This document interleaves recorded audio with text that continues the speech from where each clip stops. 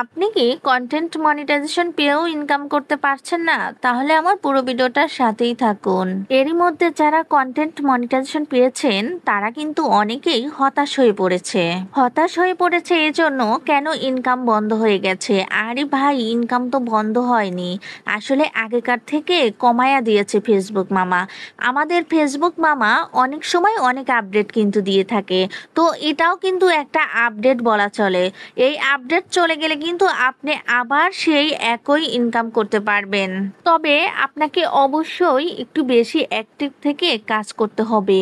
আপনি যদি ইনকাম করতেই চান তাহলে আপনাকে আগেকার তুলনায় এখন একটু বেশি বেশি কাজ করতে হবে যারা কন্টেন্ট মনিটাইজেশন পেয়েছেন। তবে এখনো কিন্তু কিছুই বলা যাচ্ছে না কেন ফেসবুক মামা ইনকাম কমিয়ে দিয়েছে। যাই হোক, যারা যারা কন্টেন্ট মনিটাইজেশন পেয়েছেন হতাশ হওয়ার কোনো কারণ নেই। যারা কন্টেন্ট মনিটাইজেশন পেয়েছেন তারা কখনোই হতাশ হবেন না, হতাশ হওয়ার কোনোই কারণ নেই। আপনি নিয়মিত কাজ করুন আর একটু বেশি বেশি সময় দিন, তো আপনিও কিন্তু ফেসবুক থেকে ইনকাম করতে পারবেন। আর যারা যারা কন্টেন্ট মনিটাইজেশন পায়নি তারাও একটু অ্যাক্টিভ থেকে কাজ করুন এবং তাড়াতাড়ি কিন্তু কন্টেন্ট মনিটাইজেশন পেয়ে যাবেন। কারণ ফেসবুক মামা কিন্তু এরই মধ্যে অনেককে আপনার কন্টেন্ট মনিটাইজেশন দিয়েছে। কারণ ফেসবুক মামা কিন্তু বলেই ছিল যে এপ্রিল মাসে অনেকেই পাবে, তো সে কথা কিন্তু ঠিকই হয়ে গেল। এই এপ্রিল মাস জুইরা অনেকেই কিন্তু এই কন্টেন্ট মনিটাইজেশন পেয়েছে। যারা 2024 সালে পেজ খুলেছেন তারা অবশ্যই জেনেছেন যে 2025 সালে সবাই এই কন্টেন্ট মনিটাইজেশন দিয়ে দিবে। আসলেই কিন্তু সত্যিই হলো, ধীরে ধীরে কিন্তু সবাই কন্টেন্ট মনিটাইজেশন পেয়ে যাচ্ছে। তো যাই হোক, আমাদের একেবারেই ধৈর্য হারা হওয়া চলবে না, আমাদেরকে ধৈর্য ধরে ফেসবুকে কাজ করতেই হবে। এদিকে আপনাদের সাথে কথা বলতে বলতে কিন্তু আমি দুপুরের রান্নাটাও করে নিচ্ছি।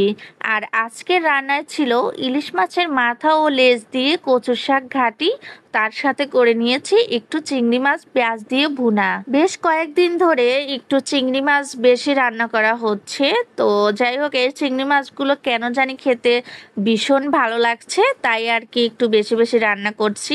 দেখা যায় অনেক দিন হয়ে গেলে এর টেস্টটাও অন্যরকম হয়ে যাবে।